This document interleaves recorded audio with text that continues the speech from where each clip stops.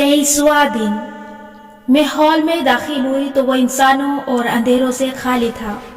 वहां बस रोशनी थी, उम्मीद थी, एतमाद था। मैंने गर्दन उठा के देखा तो छत से कतार दर कतार फानूस लटकते दिखाई दे रहे थे। उनकी रोशनियां आंखों को खैरा कर रही थी। मैं बाला आखिर मुस्कुरा दी। इस हॉल में चंद घंटे बाद मेरा एक मीट एंड ग्रेट इवेंट मुनक्कद होने जा रहा था और मुझे कोई चीज इतनी खुशी नहीं दे सकती थी जितना अपने रीडर्स से मुलाकात करना। हर चीज प्लान के मुताबिक जा रही थी। सुबह इवेंट होना था और ये पिछली रात का किस्सा है जब मैं अपनी टीम के साथ वहां तैयारी के लिए आई हुई थी और अब इन जगमगाते फानूसों की रोशनी तले खड़े मैं सोच रही थी कि सब कुछ कितना अच्छा हो गया ना। बगैर किसी स्पॉन्सर, किसी इन्वेस्टर के मैं खुद अपनी चंद 20-22 बरस की लड़कियों के साथ इतना बड़ा इवेंट करने जा रही थी। कैसे मैं एक शायद सी लड़की से इतनी बाएतमाद और मजबूत लड़की बन गई। मैंने इस मकाम पे खड़े होके इस बात का शुक्र अदा किया कि मैंने कभी हिम्मत नहीं हारी, हमेशा बोल्ड फैसले लेती गई और देखो आज मैंने कितना बड़ा इवेंट इतने एतमाद से अरेंज कर लिया। तकरीबन मैंने जहन में तस्हीह की, तकरीबन अरेंज कर लिया क्योंकि इवेंट अभी हुआ नहीं था और अभी हमें हॉल में डेकोर वगैरह करना था। लेकिन वो कौन सा कोई बड़ा मसला था। जैसे पहले सब अच्छा हो गया है वैसे ही आगे भी सब अच्छा हो जाएगा। और ये सोचते हुए मुझे नहीं मालूम था कि चंद घंटे बाद सब कुछ मेरे सर पे आन गिरने वाला है। मगर रुके, इस किस्से को कहीं रोक के थोड़ा पीछे जाते हैं। मैंने कहा कि मैं एक साय लड़की से एक पुरएतमाद लड़की बन गई। हैरत है ना। मेरे कुछ नए दोस्त शायद इस बात से इख्तिलाफ करें और कहें कि मैं हमेशा से ही एक पुरएतमाद लड़की रही हूँ, लेकिन ऐसा नहीं है।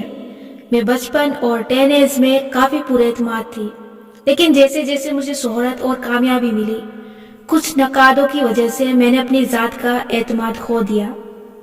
मैं सेल्फ डाउट और कम सेल्फ स्टीम का शिकार हो गई। मेरी अपनी नजरों में अपना इमेज भी कम हो गया। मैं इन तमाम मसाइल का शिकार रही हूँ जिनका मैंने पिछले अब्वाब में जिक्र किया है। लेकिन फिर मैंने सेल्फ हेल्प का सफर शुरू किया। मैंने अपनी आदतें दुरुस्त की, अपनी जिंदगी में छोटी छोटी मुसब्बित तब्दीलियां लाई। मैंने खुद को अपने खौफ और इनसिक्योरिटीज से निकाला।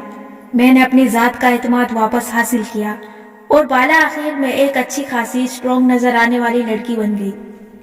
और जिस वक्त का ये किस्सा मैं बयान कर रही हूँ उस वक्त मैं काफी हद तक सेल्फ हेल्प के सफर में आगे निकल चुकी थी और बहुत मैच्योर और कंपोज्ड हो चुकी थी। कभी कभी मैं मुड़ के अपने गुजरे सेल्फ को देखती हूँ तो हैरान होती कि कभी मैं इतनी कम हिम्मत भी थी कि बहुत से लोग देख के मैं घबराहट का शिकार हो जाती थी। मेरे हाथ कांपने लगते थे, अल्फाज हलक में फंस जाते थे, दिल घबराने लगता था।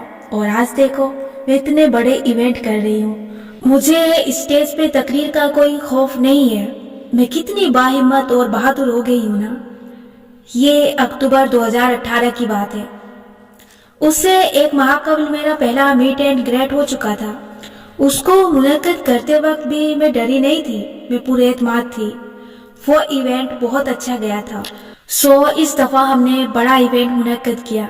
सैकड़ों ख्वातीन और लड़कियां दूर दूर के शहरों से आ रही थी। हमने महीना भर पहले ही फ्लैक्स छपवा लिए थी। फ्लैक्स पे मोरचाल और कसरे कारदार यानी नमल नॉवेल में बयान किए गए 2 घरों उनकी तस्वीर छपवाई गई थी। सब कुछ वक्त से पहले कर लिया था ताकि ऐन वक्त पे कोई मसला न हो। और यूं मैं आज रात इवेंट से पहले जब अपनी टीम के साथ हॉल में आई तो हर चीज तकरीबन तैयार थी। फ्लैक्स हमारे वेयर हाउस से आ गया था। पार्टी डेकोरेटर आने वाला था। सब कुछ लगने वाला था लेकिन लगा नहीं था। सब कुछ होने वाला था मगर हुआ नहीं था।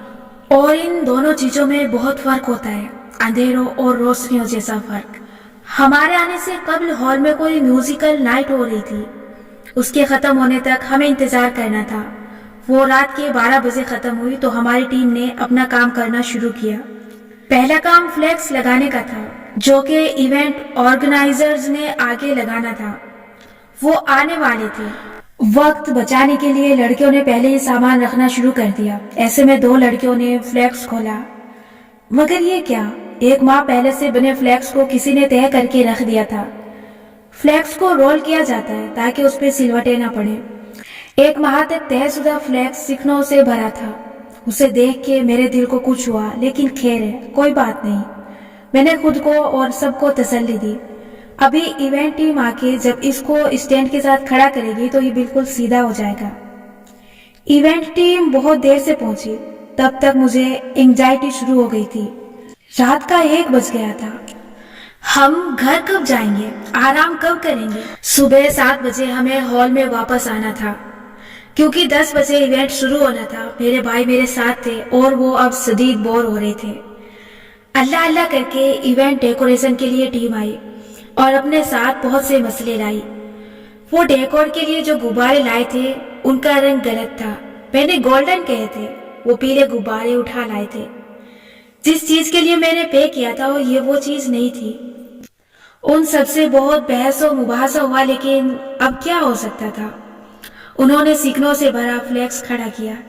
वो बिल्कुल अच्छा नहीं लग रहा था। फिर उन्होंने गुब्बारों की लड़ियां बना के स्टेज पे लगाई। वो भी ठीक से नहीं खड़ी हो रही थी। मुझे एहसास हुआ कि हमारे ऑर्गेनाइजर जिनको हमने हायर किया था बिल्कुल भी अच्छे नहीं थे। लेकिन अब क्या हो सकता था। हमने एक क्विज शो करना था और उसके लिए प्रोजेक्टर पे प्रेजेंटेशन दिखानी थी। हमने प्रोजेक्टर के लिए एक्स्ट्रा चार्जेस अदा किए थे, लेकिन रात 2 बजे तक होटल इंतजामिया एक प्रोजेक्टर का बंदोबस्त नहीं कर सकी। होटल मैनेजमेंट ने कहा कि सुबह आप आएंगी तो प्रोजेक्टर लगा पड़ा होगा। मैं रात 2 बजे घर आई, लेकिन मेरा दिल बिल्कुल भी खुश नहीं था। कुछ भी ठीक से नहीं हो रहा था। मुझे सुबह 4 बजे नींद आई। मेरा दिमाग सोच सोच के फटा जा रहा था कि सब कैसे ठीक होगा। जाते हुए मैंने हॉल को जिस हालत में देखा था वो मुझे पसंद नहीं आया था। क्या गुब्बारों का डेकोर सुबह तक कायम रहेगा? क्या प्रोजेक्टर का बंदोबस्त हो पाएगा? फ्लैक्स की सिकनें सीधी होंगी? मुझे लग रहा था सब कुछ गलत होने जा रहा है। मैं सुबह 6 बजे उठ गई और 7:15 में तैयार होके होटल पहुंच गई। मैं 2 रातों से जागी हुई थी। मैंने 5 इंच के ब्लॉक हील्स पहन रखी थी, जिन्होंने पहले कभी मेरे पैरों को तंग नहीं किया था, लेकिन उस दिन मेरी पिंडलियों के पट्टे दर्द करने लगे थे। शायद ये सिर्फ स्ट्रेस था।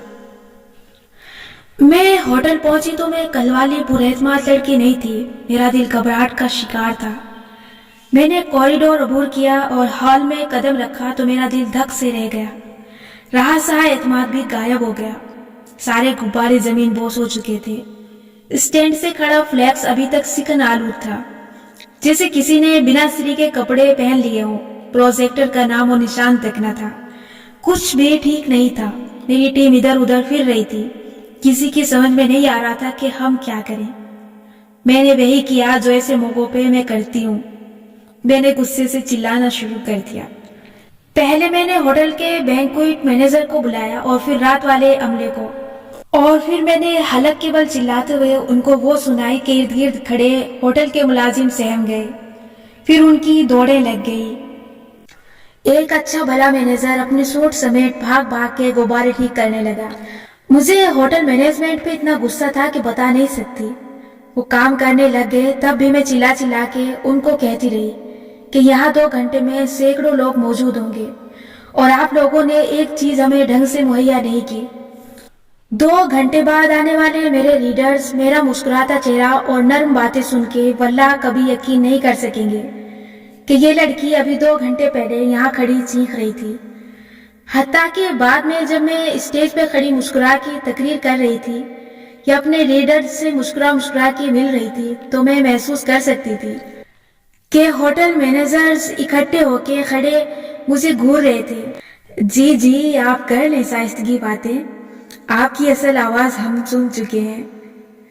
जाहिर है वो ऐसा नहीं सोच रहे होंगे कि मेरा गिल्ट था। खैर, स्टेज ठीक से सेट नहीं हो सका। गुब्बारे आधे लुढ़कते रहे। प्रोजेक्टर आ गया लेकिन चल ही नहीं रहा था। प्रेजेंटेशन भी ठीक नहीं थी।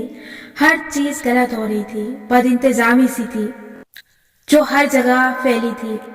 जिस टीम की ड्यूटी इस्तकबालिया पे थी, उसने हर मेहमान के आते ही उसका रजिस्ट्रेशन कोड पूछ के उसको उसके नाम से शाइन शुदा ऑटोग्राफ कार्ड देना था।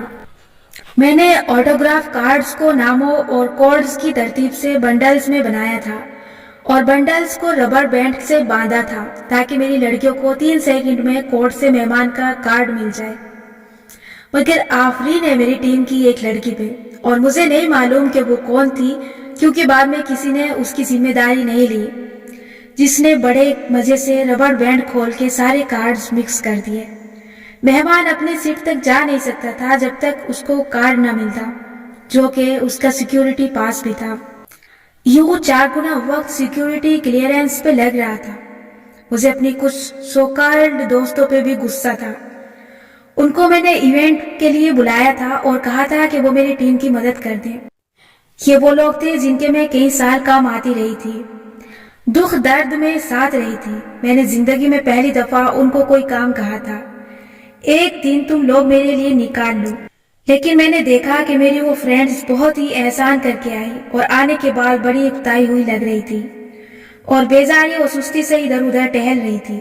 میری ٹیم کے اکثر لوگ یا تو کام نہیں کر رہے تھے یا اپنی تصویریں بنوانے میں مصروف تھے۔ میں چیف گیسٹ تھی۔ میں پہلے صوفے سے اٹھ کے ان سے کام بھی نہیں کروا سکتی تھی۔ میں اس وقت وہاں کسی کو 2 تھپڑ بھی نہیں لگا سکتی تھی۔ آپ میری فرسٹریشن اور غصہ ان الفاظ سے تصور کر سکتے ہیں۔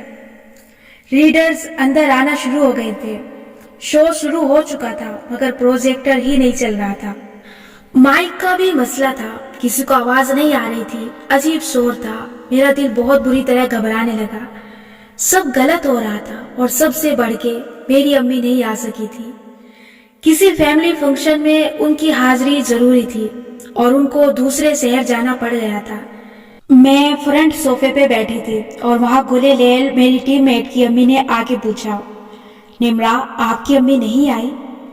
اور بس یہ بات پہ ایک دم میری آنکھوں سے آنسو بہنے لگے۔ میں نے کہا آنٹی پلیز میری امی کا کوئی ذکر نہ کریں اس وقت۔ میری وہ بدترین اینگزائٹی جسے میں کئی برس پیچھے چھوڑ آئی تھی وہ واپس آ گئی تھی۔ میرے پیروں کے انگوٹھے اکڑ گئے تھے، آنکھوں میں آنسو تھے۔ میری ریڈرز کی طرف پست تھی کیونکہ میں پہلے صوفے پہ بیٹھی تھی۔ وہ نہیں دیکھ سکتے تھے کہ میری شکل پہ اس وقت کیا لکھا تھا۔ میرے ساتھ اس وقت میری ٹیم ممبر امامہ آ کے بیٹھی۔ وہ کراچی سے بالخصوص میرے لیے آئی تھی۔ اس نے میری شکل دیکھی تو میرا ہاتھ پکڑ کے درود شریف پڑھنے لگی۔ وہ مجھے کہہ رہی تھی کہ ریلیکس کرو، لیکن مجھ سے ریلیکس نہیں ہوا جا رہا تھا۔ مجھے لگ رہا تھا میں کئی برس پہلے والی لڑکی بن گئی ہوں۔ وہی میرا اینگر سیلف واپس آ گیا تھا۔ میں خوف کا شکار ہو گئی۔ میں نے کیوں ایونٹ کیا؟ کیوں میں نے اتنے سارے لوگوں کو بلایا؟ یہ سب یہاں سے مایوس جائیں گے، ہر چیز خراب ہو جائے گی۔ درمیان میں کچھ دیر کے لیے اٹھ کے اسٹیج کے پیچھے چلی گئی۔ وہاں ایک تاریک سا کوریڈور تھا۔ میں وہیں کھڑے ہو کے اپنا سانس بحال کرنے لگی، ہمت مجتمع کی اور واپس آئی۔ پھر اسٹیج پہ جا کے تقریر کی۔ تقریر کے دوران مجھے لگا کہ میرا اعتماد واپس آ گیا ہے۔ میں ٹھیک بول رہی تھی، ذرا ہمت بحال ہو رہی تھی۔ تقریر کے بعد میں اسٹیج سے نیچے اتری اور کہا کہ ریڈرز ریفریشمنٹ کھاتے ہوئے ہال میں چلتے پھرتے مجھ سے مل سکتے ہیں، اور وہ آئیڈیا بری طرح فلاپ ہو گیا۔ ایک دم سے میرے گرد اتنا جمگھٹا لگ گیا کہ میں شدید اینگزائٹی میں چلی گئی۔ مجھے تھوڑا سا کلاسٹروفوبیا بھی ہے، یعنی تنگ جگہوں پہ گھٹن ہوتی ہے، سانس لینا دشوار ہو جاتا ہے۔ ہر طرف سے اتنی خواتین اپنی محبت اور پیاری باتیں لیے آ رہی تھی مگر میرا سانس خراب ہو رہا تھا۔ پنڈلی کے پٹھے کھینچے جا رہے تھے۔ میں معذرت کر کے پھر سے اسٹیج کے پیچھے چلی گئی۔ اس تاریک کوریڈور میں اسٹاف کے لیے چند میزیں رکھی تھی جہاں ایکسٹرا برتن رکھے تھے۔ ویٹر یہیں سے گزر کے برتن اندر لا رہے تھے۔ میں وہی ایک میز کے اوپر چڑھ کے بیٹھی اور ہلز اتار کے زمین پہ پھینکی۔ مناہل میری اسسٹنٹ میرے ساتھ آ کھڑی ہوئی۔ اس نے میرا بیگ تھاما ہوا تھا۔ میں نے چند منٹ تک گہرے سانس لے کر تنفس بحال کیا۔ ایسے لگتا تھا ہر چیز میرے سر پہ گر رہی ہے۔ بد انتظامی کی انتہا ہو گئی تھی۔ میں کیسے ملوں گی اتنے لوگوں سے؟ ویٹرز گزرتے ہوئے مجھے خفا نظروں سے دیکھ رہے تھے۔ اچھا ٹھیک ہے، صبح میں نے تم سب پہ غصہ کیا، جاؤ بھائی۔ بدقت میں میز سے اتری، سیاہ ہیلز پہنی اور اپنا بزنس فیس آن کر کے مسکراہٹ اس پہ سجائے واپس آئی۔ लोगों से मुलाकात का सिलसिला शुरू हो गया, लेकिन बद इंतजामी की वजह से बहुत से ऐसे लोग थे जो मिलने से रह गए। प्रेजेंटेशन फ्लॉप हो गई, स्टेज डेकोर फ्लॉप गया, हर चीज ही फ्लॉप थी। मेरा दिल बहुत खराब था। इवेंट खत्म हुआ तो मैं शदीद मुज़महल महसूस कर रही थी। मैं घर आई और बेड पे लेट गई। मुझे इतनी बुरी एंजाइटी हो रही थी कि मुझसे उठा नहीं जा रहा था। मैं असर के वक्त से लेकर ईसा तक मैं ही लेटी रही। मैं जितना आज के फ्लॉप शो के बारे में सोचती थी उतना मेरा दिल बुरा होता था। मेरे इर्द गिर्द सब कुछ जैसे टूट टूट के गिर रहा था। सबसे बड़ा दुख मुझे इस चीज का था कि इतने लोग मुझसे मिलने आए और मैंने उन्हें मायूस किया। मैं कुछ लोगों से नहीं मिल सकी। वो क्या सोचते होंगे, वो घर जाके क्या बताएंगे, मैं कैसे इस चीज का मदावा करूंगी। कुछ भी ठीक नहीं हुआ था और मैं इमोशनली बहुत बुरे मकाम पे थी। मेरा सारा एतमाद खत्म हो चुका था। माजी के उस एंगर सेल्फ के साथ चिमटे सारे आसेब वापस आ गए थे। सेल्फ डाउट, अपनी नजरों में अपना कमतर इमेज, इनसिक्योरिटीज, दूसरों को खुद से मायूस होने का खौफ। चंद घंटे ने मेरी कई बरस की मेहनत पे गोया पानी फेर दिया था। मैं उस रात भी नहीं सोई। मैं सुबह 4 बजे तक जागती रही। अगली सुबह दूसरा इवेंट था। काश मैं उसे कैंसिल कर सकती, लेकिन अब इनवाइट्स बढ़ चुके थे। लोग दूर पार के शहरों से आ रहे थे। अब हम किसी को नहीं मना कर सकते थे। अब कुछ नहीं हो सकता था। अब मजीद एक फ्लॉप दिन मैं कैसे बर्दाश्त करूंगी? कल क्या होगा? मैं आपको ये किस्सा क्यों सुना रही हूँ? उस इवेंट में आने वाले अक्सर लोग इन बातों से वाकिफ ही नहीं होंगे। जो गलतियां और मसले मुझे नजर आ रहे थे वो उनको मालूम ही नहीं थे। अक्सर लोगों की मुझसे मुलाकात भी हो गई थी और हमने हर एक को मुस्कुरा मुस्कुरा के यही बताया था कि हमारा इवेंट कामयाब हुआ था। बज़ाहिर हमारा इवेंट कामयाब ही था, लेकिन मैं खुश नहीं थी। मैं नाखुश थी और मैं हैरान भी थी। इंसान इतने बरस खुद पे मेहनत करके खुद को ग्रोम करे और एक वाक़े से उसकी बिल्कुल काया ही पलट जाए। सारी मेहनत राय का चली जाए। वो वापस एंजाइटी के उसी मकाम पे आ खड़ा हो। अब क्या करूं मैं? यहां से मैं किसकी मदद लूं?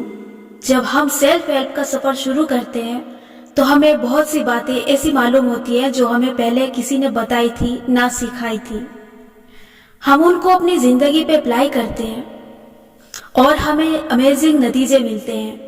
हम मजीद बेहतर होते जाते हैं। हमें लगता है अब हम ठीक हो रहे हैं, लेकिन कभी कभी हमें ऐसे जवाल मिलते हैं कि हम शशदर रह जाते हैं। उस मकाम पे कोई सेल्फ हेल्प, कोई लेक्चर, कोई तसल्ली काम नहीं करती। एकदम से आपका नया पॉलिश शुदा वर्जन बारिश के पानी से काजल की तरह बह जाता है और नीचे से वही पुराना कमजोर कमेतमाद वर्जन निकल आता है। आप एकदम से तनाव हो जाते हैं। दुख सो फ्लॉप होने का नहीं था। दुख से ज्यादा बड़ा सदमा होता है इस बात का सदमा कि ये क्या हुआ। मैं तो बेहतरी की तरफ गामजन था। मैं तो जज्बाती तौर पे मजबूत इंसान बनने जा रहा था। क्या इतना इल्म और सेल्फ हेल्प हासिल करने के बाद, खुद को समझने और खुद से मिलने के बाद, अब जबकि मैं बाला आखिर खुद से प्यार करने लगा था, तो एकदम से मेरे सारे आसेब कहाँ से वापस आ गए?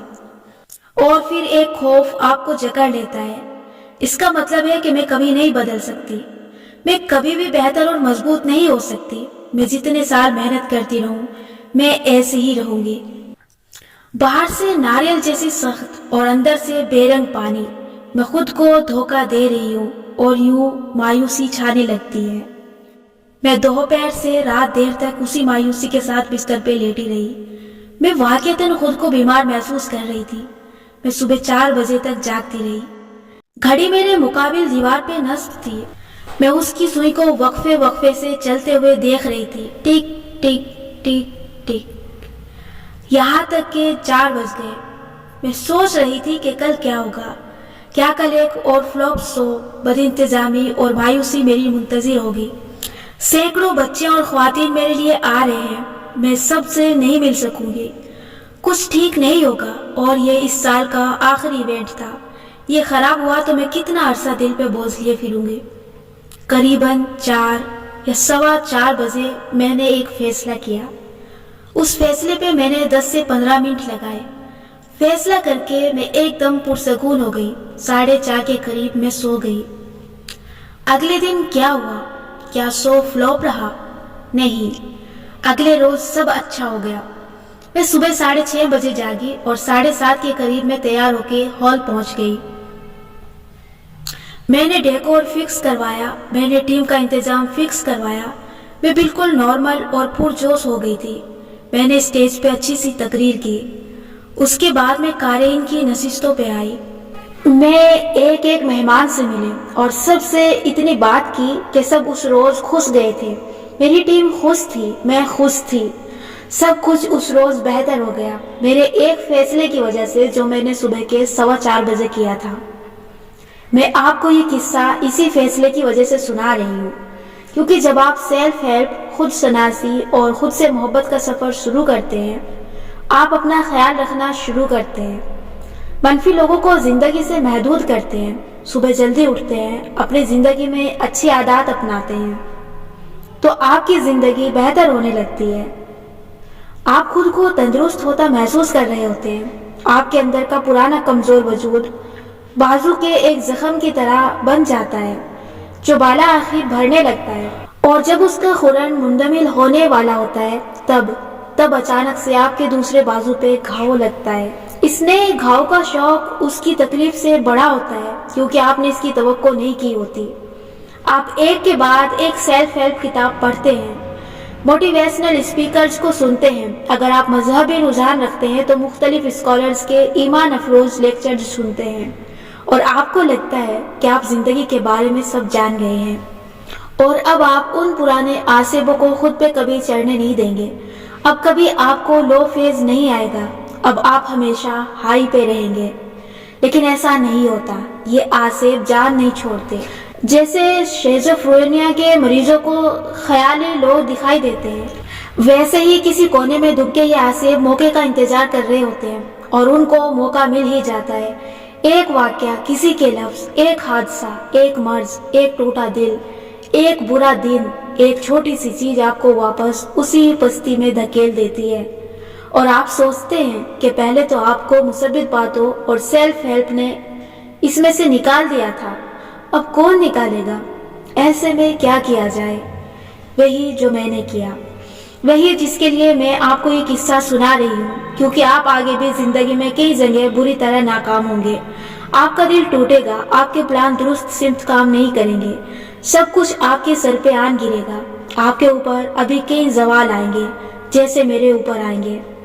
ये जो हम समझते हैं ना कि हमने जिंदगी के बारे में सब जान लिया है, यही तो असल धोखा है। आप मौत तक जिंदगी के बारे में सब नहीं जान सकेंगे। हम पे बार बार उरूज आएंगे जब हम बहुत अच्छा महसूस करेंगे, हम पर बार बार ज़वाल आएंगे जब हम बहुत बुरा महसूस करेंगे। ऐसे में क्या करना है? उरूज के दौरानिये को बढ़ाना है और ज़वाल के दौरानिये को अपनी कोशिश से कम करना है। और ऐसे में आपने मेरी तरह एक फैसला करना है। 4:15 बजे मैंने फैसला किया था एक फहरिस्त बनाने का।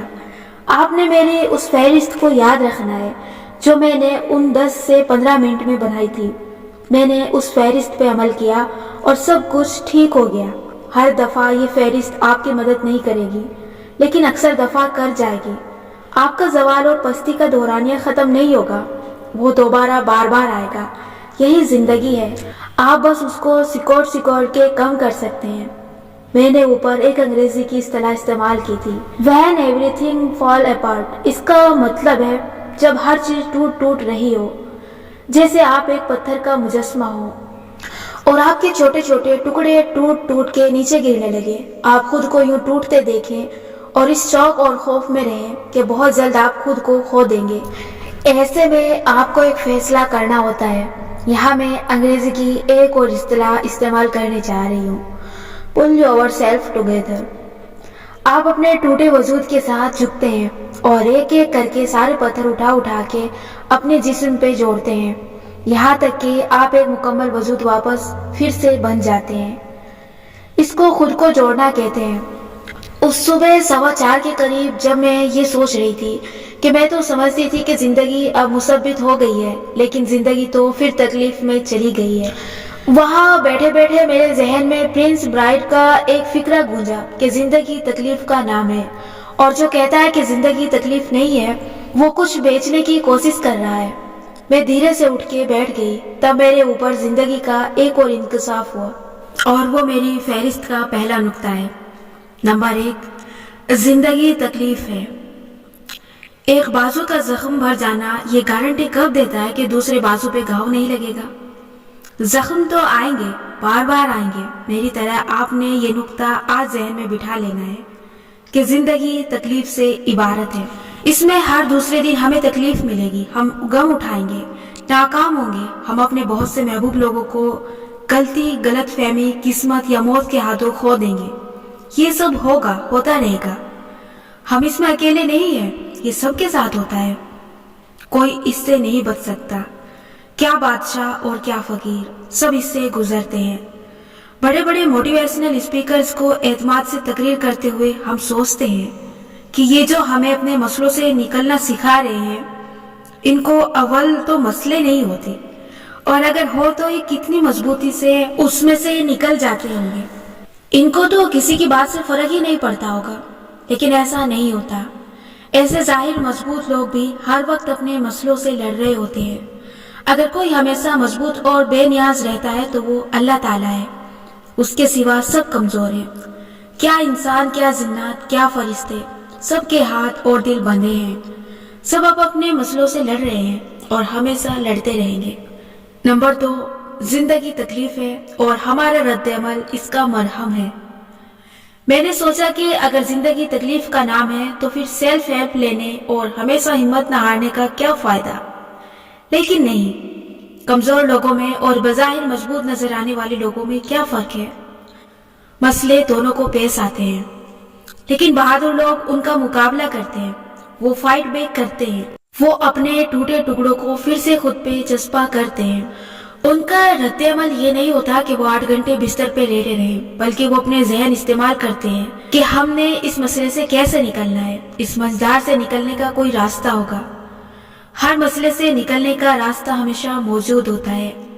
आप जब भी ऐसे मकाम पे आए जहां जिंदगी आपको किसी नाकामी, सदमे या सिटबैक का जख्म दे, आप वक्ती तौर पे शौक में जाके मफलूज जरूर हो जाएंगे, लेकिन सेल्फ हेल्प लेने का यही फायदा है कि आपको उससे निकलने का रास्ता तलाश करने की जहनी इस्तेजात भी मिलेगी। जब प्लान नाकाम हो जाए तो उसको फिक्स करने के लिए क्या किया जाता है, क्या बताया है इतने दिन तक मैंने आपको। चीजें जहाँ खोएं वो वहीं से मिलती हैं। प्लान नाकाम हो तो वापस कामयाबी हासिल करने के लिए भी प्लान ही बनाया जाता है, मगर कैसे? नंबर 3, जिंदगी तकलीफ है और तकलीफ कम करने के लिए अपने मूड को हरकत देना होती है। नया प्लान बनाने के लिए अपने मूड को हरकत देना होती है। आपने मूड को बेहतर करना तो सुना होगा, लेकिन मूड को हरकत देना क्या होता है? दरअसल एक बात जो अक्सर लोग आपसे कहते हैं ना कि अपना मूड दुरुस्त करो, ये बात फजूल है। ये बात इतनी बड़ी फजूलियात है कि इससे बड़ी फजूलियात कोई हो ही नहीं सकती। इंसान जादू की छड़ी घुमा के मूड बेहतर नहीं कर सकता यार। इंसान सिर्फ मूड को हरकत दे सकता है। हरकत देने से वो खुद ब खुद बेहतर होता है। और मूड को हरकत कैसे दी जाती है? आप जिस्म को हरकत देंगे तो आपका जहन हरकत में आएगा। जब जहन हरकत में आएगा तो जज्बात हरकत में आएंगे। जब जज्बात हरकत में आएंगे तो मूड हरकत में आएगा। ये एक चेन रिएक्शन है। पहला अमल होगा तो खुद ब खुद अगला अमल होगा। आपने कार्ड्स की कतार देखी होगी ना, जो वर्ल्ड रिकॉर्ड जैसे प्रोग्राम्स में लोग बनाते हैं। वो कार्ड्स को ऐसे सेट करते हैं कि एक कार्ड को गिराते हैं तो वो अगले को गिराता है, वो उससे अगले को, और यूं एक कतार में सारे कार्ड्स गिर जाते हैं। जब भी आपका मूड खराब हो, आपने ताश के पत्तों की इस कतार को याद रखना है। पहला पत्ता जो आपने गिराना है वो है अपने जिस्म को हरकत देना। जब भी आपका मूड खराब हो, आप क्या करते हैं? आप बिस्तर पे लेट जाते हैं। बिस्तर आपका दोस्त नहीं है, ये एक ऐसा मुलाजिम है जिसे आपने खुद को राहत देने के लिए नौकरी दी है, लेकिन इसका दिल इससे नहीं भरता।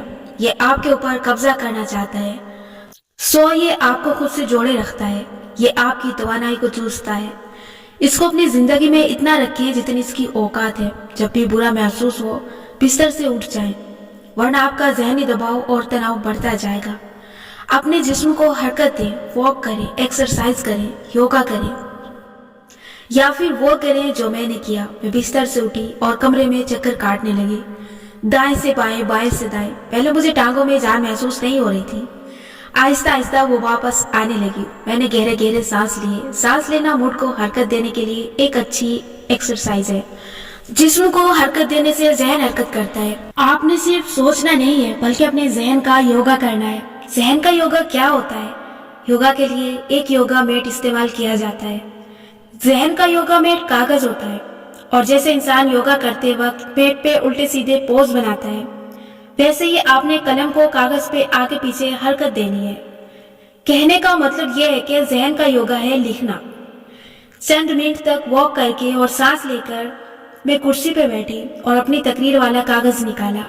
اس پہ میں نے تقریر کے پوائنٹس کچھ روز پہلے لکھ رکھے تھے۔ میں نے اس کاغذ کو ایک رجسٹر پہ رکھا اور اس کی پشت پہ قلم سے لکھنے لگی۔ لکھنے سے میرے جذبات حرکت میں آئے تو مجھے ان کی سمجھ آنے لگی۔ جذبات سے میرا موڈ حرکت میں آنے لگا، یعنی بہتر ہونے لگا۔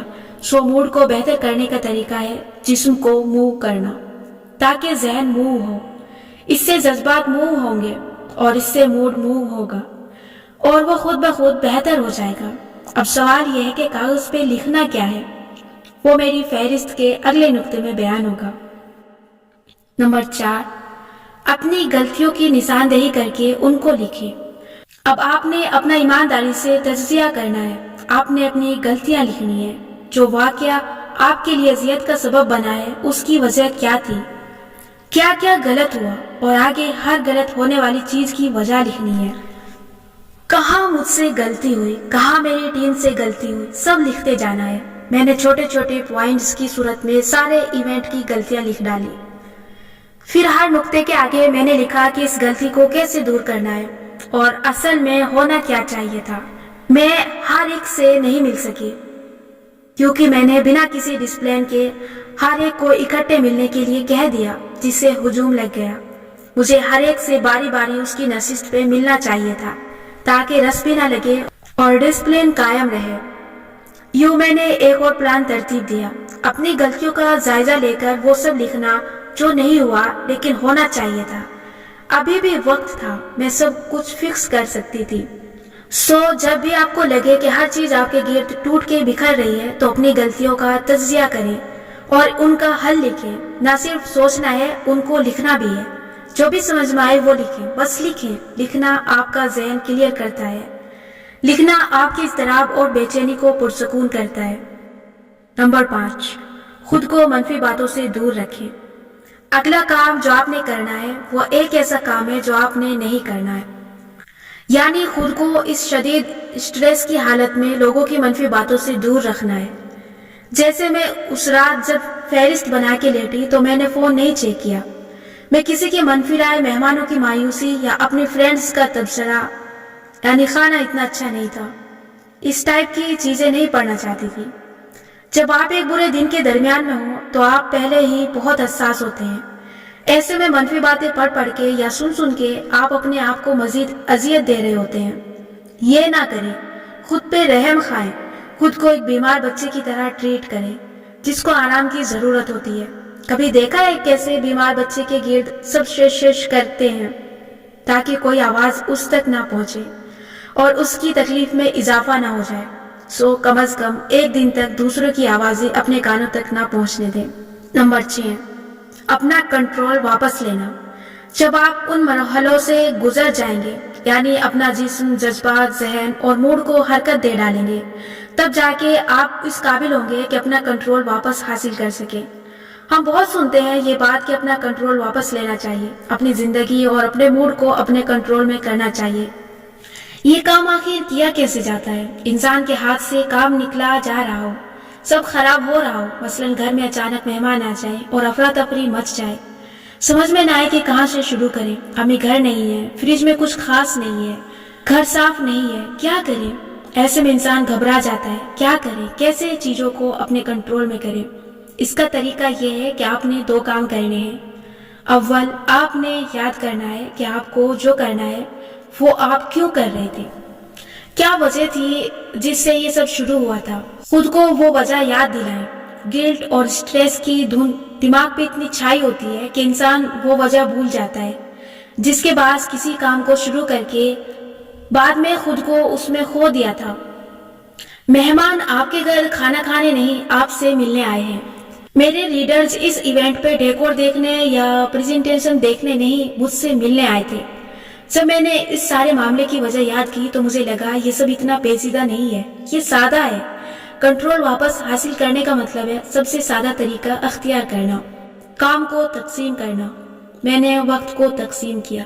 میرے پاس 3 گھنٹے تھے اور میں اگر ہر مہمان کو اتنے منٹ دوں تو میں سب سے مل سکتی تھی۔ سب سے اہم کام کو اوپر رکھیں تو باقی سارے کام خود بخود اپنی ترتیب میں چلے جاتے ہیں اور آپ کو لگتا ہے آپ واپس اپنا کنٹرول سنبھال چکے ہیں۔ دوسرا کام جو اپنا کنٹرول حاصل کرنے کے لیے آپ کو کرنا ہے وہ آپ نے کام ڈیلیگیٹ کرنا ہے۔ کسی کام کو ڈیلیگیٹ کرنا ایک آرٹ ہے اور یہ کامیابی کا راز ہے۔ کام کو ڈیلیگیٹ کرنے کا مطلب ہے صرف اپنے کام کے حصے کریں اور بہت سا کام مختلف لوگوں کو سونپیں۔ تم یہ کرو، تم وہ کرو، تم اس کام کو سنبھالو، تم یہ مینیج کرو۔ آپ صرف سپروائز کریں۔ اس کو کہتے ہیں مائکرو مینجمنٹ، یعنی اوپر سے کام کو سپروائز کرنا۔ جو لوگ مائکرو مینجمنٹ کرتے ہیں یعنی اپنے کام کا چھوٹے سے چھوٹا حصہ بھی خود کرتے ہیں تو آپ کسی بھی وقت کولیپس کر سکتے ہیں۔ جن لوگوں پہ آپ کا زور چلتا ہے ان کو حکم دیں کہ تم یہ اور یہ کام کرو۔ میری طرح پہلے دن چیخے چلائے نہیں، غصے سے آپ خود کمزور لگتے ہیں۔ میں نے بعد میں ہوٹل اسٹاف سے معذرت بھی کر لی تھی۔ ویسے اگلے دن جب میں نے اپنا کنٹرول واپس لیا تو میں نے صبح 7:30 بجے ہی ٹیم کو ہوٹل بلوایا۔ گزشتہ روز کی غلطیاں مجھے یاد تھی۔ میں نے ٹیم سے کہا کہ خبردار جو میں نے کسی کو اپنی تصویر میں مگن دیکھا۔ یہاں فوٹو شوٹ کرنے نہیں آئے، یہاں سب کام کرنے آئے ہیں، سب کام کریں گے۔ تمہاری یہ جگہ ہے، تمہاری یہ جگہ ہے، کوئی اپنی جگہ نہیں چھوڑے گا۔ اگر کوئی اپنی جگہ سے ہلا تو مجھ سے برا کوئی نہیں ہوگا۔ میں نے اپنے ٹیم کو سختی سے کام ڈیلیگیٹ کیے، ایک ایک ہدایت دی اور پھر میں آرام سے اپنی سیٹ پہ چلی گئی۔ میں نے پریزنٹیشن کینسل کر دی، اس کا وقت نہیں تھا۔ غبارے سارے گر کے اسٹیج پہ آ گئے تھے۔ میں نے کہا کہ ان کو یہی رہنے دو، یہ ایسے ہی ٹھیک لگ رہے ہیں۔ لوگ یہاں غبارے دیکھنے نہیں آئے تھے۔ فلیکس 2 دن سے کھڑے رہنے کے بعد بوجھ کے باعث کافی حد تک خود ہی سیدھے ہو گئے تھے، مگر مجھے اب ان مادی چیزوں کی پرواہ نہیں تھی۔ لوگ مجھ سے ملنے آئے تھے، میں کیسا محسوس کر رہی ہوں یہ اہم تھا۔ اس کے بعد کچھ غلط نہیں ہوا، سب اچھا ہو گیا۔ میرا دل مطمئن تھا، مگر میں نے اس واقعے سے بہت کچھ سیکھا۔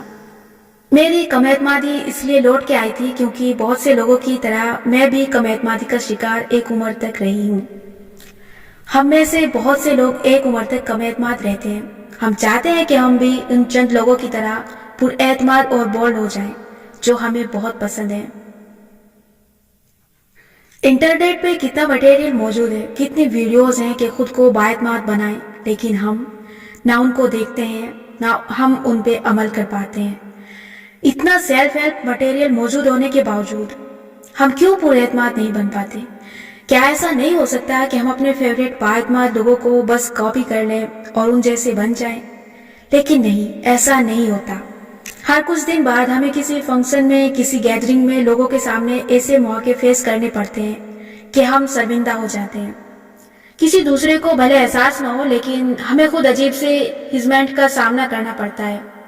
ہم بوجھل دل کے ساتھ ایسی محفلوں سے اٹھ کے آتے ہیں، ہمارے فیوریٹ لوگ ہم سے اعتماد سے چند سوال پوچھتے ہیں اور ہم گڑبڑا کے کچھ کہہ نہیں پاتے اور بعد میں سارے جواب یاد آتے ہیں اور یہ غصہ اور بے بسی جان نہیں چھوڑتی کہ اس وقت کیوں کچھ نہیں کہا۔ کوئی منہ پہ تنز کر جائے تو ہمیں لڑائی کے بعد مکہ یاد آتا ہے اور اسے اپنے منہ پہ مارنے کو دل کرتا ہے۔ ہم موقع پہ پرجستہ گفتگو نہیں کر سکتے۔ اپنے دوستوں یا بہن بھائیوں کے ساتھ ہم بڑے کانفیڈنٹ ہوتے ہیں، لیکن جہاں ہم سے بہتر اور مروب کرنے والے سحر انگیز لوگ آ جائیں وہاں ہم بالکل پس منظر میں چلے جاتے ہیں۔ کبھی کبھی ہم ایسے موقع کے آنے سے پہلے ان کی تیاری بھی کرتے ہیں۔ ہم خود اچھا تیار ہو کے جاتے ہیں، اپنے کپڑوں اور جوتوں میں سے بہترین زیب تن کرتے ہیں، ٹانگ پہ ٹانگ جما کے اعتماد سے بیٹھتے ہیں، لیکن پھر بھی جب ہم اس محفل سے لوٹتے ہیں تو خالی ہاتھ اور دل لیے آتے ہیں۔ ہماری سیلف اسٹیم مزید لو ہو جاتی ہے کیونکہ ہمیں معلوم ہوتا ہے کہ وہاں کوئی بھی ہم سے معروف نہیں ہوا، وہاں لوگ ہم سے بہتر لگ رہے تھے۔ اس کم اعتمادی کی سب سے بڑی وجہ ہماری انسیکیورٹیز ہیں۔ جسمانی خد و خال یا مالی حیثیت میں کوئی کمی ہمیں کم اعتماد کر دیتی ہے۔ ہم اس بارے میں پیچھے ایک باب میں تفصیلی گفتگو کر چکے ہیں۔ یاد رکھیں، آپ کا لباس صاف ہونا بہت ہوتا ہے۔ لباس اور جوتے آپ کو اچھا ضرور دکھاتے ہیں، لیکن لباس کا صاف اور استری ہونا کافی ہوتا ہے۔ جوتے کا کمفرٹیبل ہونا ضروری ہوتا ہے، مہنگا ہونا نہیں۔ کوئی بھی کپڑے جوتے دیکھ کے امپریسڈ نہیں ہوتا، جو ہوتا ہے وہ ذرا دیر کے لیے ہوتا ہے۔ آپ اگر لوگوں سے ظاہری حیثیت میں مقابلہ اور موازنہ کرنے لگیں گے تو تھک جائیں گے۔ یہی میری بھی غلطی تھی۔ میں ڈیکور، فلیکس، پریزنٹیشن وغیرہ کی پرواہ کر رہی تھی۔ مجھے یہ دیکھنا چاہیے تھا کہ میں کیسا محسوس کر رہی ہوں۔ یہ مادی چیزیں خوشی نہیں دیتی، سکون نہیں دیتی، خوشی اندر ہونی چاہیے۔ اس بارے میں آگے ہم پڑھیں گے۔ لیکن آپ کو اگر اپنی ذات میں اعتماد لانا ہے تو آپ کو ایسی محفل میں جانے سے پہلے سوچنا ہے کہ میں آج کیسا محسوس کر رہا ہوں، کیا میں کمفرٹیبل ہوں، میری ضروریات کیا ہیں، اپنے اندر اعتماد کیسے پیدا کیا جائے۔ کسی بھی محفل میں آپ نے اپنے طریقے سے چلنا ہے، آپ نے اپنی رائے دینی ہے اور اس سے پیچھے نہیں ہٹنا۔ نڈر ہو کے رائے دینا اور اختلاف کرنا انسان کو اعتماد دلاتا ہے۔ جن لوگوں کے سامنے آپ مغلوب ہو جاتے ہیں، بھلے وہ رشتہ دار ہیں یا کسی لحاظ سے سینئر ہیں، ان کے سامنے ادب اور شائستگی سے اپنی رائے دینا شروع کریں۔ خود سے سچ بولیں، جب میں اس بات سے متفق ہی نہیں ہوں تو میں کیوں جی کر کے گردن ہلاؤں؟ نہیں سر، آپ کی بات اپنی جگہ ٹھیک ہے، لیکن میں یہ سمجھتی ہوں کہ یہ ایسے نہیں، ایسے ہونا چاہیے۔ پھر بحث نہ کریں، بحث آپ کو بہت خراب کرے گی۔ اپنی رائے پہ اڑ نہ جائیں، ایک دفعہ رائے دیں اور دوسرے کی رائے سن کے اچھا کہہ کے سر ہلا دیں۔ نہ خود کنوینس ہو، نہ دوسروں کو کنوینس کرنے کی کوشش کریں۔ آواز اونچی نہ کریں، سکون سے رائے دیں، اور اگر لگے کہ آپ کی رائے غلط ہے اور دوسرے کی درست ہے تو اسے مان لیں۔ اور کیسے اعتماد پیدا کیا جائے؟ ماضی کے اس واقعے کو یاد کریں جب آپ نے کسی دن خود کو بہت پر اعتماد محسوس کیا ہو۔ کن لوگوں کے ساتھ آپ کا اعتماد بحال ہوتا ہے اور کن لوگوں کے ساتھ یہ کم ہوتا ہے۔ سکون سے بیٹھ کے اکیلے میں جائزہ لیں، خوف آپ کا اعتماد کم کرتا ہے یا محبت؟ اور آخر میں ایک بات، اعتماد بے خوف ہونے سے آتا ہے۔ جب آپ زیادہ لوگوں سے ملتے جلتے ہیں تو آہستہ آہستہ آپ کا لوگوں کو کھونے کا خوف نکل جاتا ہے۔ اس لیے اپنا سوشل سرکل وسیع کریں، مختلف طرح کے دوست بنائیں۔ ایک دوست پہ بوجھ ڈال کے آپ خود بھی تھک جائیں گے اور اس کو بھی تھکا دیں گے۔ لوگوں کو ناراض کرنے کا خوف یعنی پیپل پلیزنگ کی عادت سے نکل جانا اعتماد دلاتا ہے۔ جب بھی اعتماد کھونے لگے، آپ کے گرد ہر چیز ٹوٹ کے بکھرنے لگے، میری فہرست یاد رکھیں۔ جسم کو حرکت میں لائیں تاکہ جذبات حرکت میں آئے، جذبات حرکت میں لائیں تاکہ ذہن حرکت میں آئے، ذہن حرکت میں لائیں تاکہ موڈ حرکت میں آئے۔ جب تک آپ زندہ ہیں، برے واقعات بھی ہوں گے، ناکامیاں بھی ہوں گی، موڈ بھی خراب ہوگا، جھگڑے اور مایوسیاں بھی ہوں گی۔ ان سب کو ہونے دیں، صرف ایک چیز نہ چھوڑیں، حرکت۔ ہم سب پہ عروج بھی آئیں گے اور زوال بھی۔ ہم کیسے انسان بنتے ہیں یہ طے کرے گا ہمارا رد عمل جو ہم زوال میں دیتے ہیں۔ زوال میں ہمیں ہمت نہیں ہارنی اور لڑتے رہنا ہے، خود کو بار بار جوڑتے رہنا ہے۔ عروج میں ہمیں اپنی کامیابی پہ خوش ہو کے بہک نہیں جانا، بلکہ اس عروج کو مزید لمبا کھینچنے کے لیے پہلے سے زیادہ محنت کرنی ہے، اس سے پہلے کہ وہ آخری زوال شروع ہو جو ایک نہ ایک دن ہم سب کے اوپر آنا ہے۔ آج کے سوالات۔ نمبر 1، کس انسان کی موجودگی میں آپ خود کو بہت پر اعتماد محسوس کرتے ہیں اور کیوں؟ نمبر 2، کس انسان کی موجودگی میں آپ خود کو بہت کم اعتماد محسوس کرتے ہیں اور کیوں؟ نمبر 3، کس طرح کے لوگوں کے درمیان آپ کا اعتماد ان کے خوف کے باعث متزلزل ہو جاتا ہے؟ نمبر 4، کس طرح کے لوگوں سے آپ جلد مرعوب اور متاثر ہو جاتے ہیں اور اپنا آپ کم اعتماد محسوس ہوتا ہے؟ نمبر 5، کوئی ایسا انسان جس کی پر اعتماد شخصیت آپ کو بہت پسند ہو، اس انسان کی وہ تمام خصوصیات لکھیں جو آپ کے خیال میں آپ کے اندر موجود نہیں ہیں۔ نمبر 6، آپ کے ظاہری حلیے میں وہ کیا سے ہے جو اگر درست نہ ہو تو آپ کسی کے سامنے اعتماد سے نہیں جا سکتے؟ نمبر 7، آپ کے سامنے کن موضوعات پہ بات کی جائے تو آپ خود کو کمتر محسوس کرتے ہیں اور ان پہ بات نہیں کر سکتے۔ نمبر 8، ایک ایسا کام جس میں آپ بہت اچھے ہیں۔ نمبر 9، اپنے الفاظ میں اپنی 3 مختلف خوبیوں کی تعریف کریں۔ نمبر 10، ماضی میں ایسا وقت یاد کریں جب آپ نے خود کو بہت پر اعتماد محسوس کیا۔ آپ کے خیال میں اس کی کیا وجہ تھی؟ نمبر 11، کیا آپ حاضر دماغ انسان ہیں؟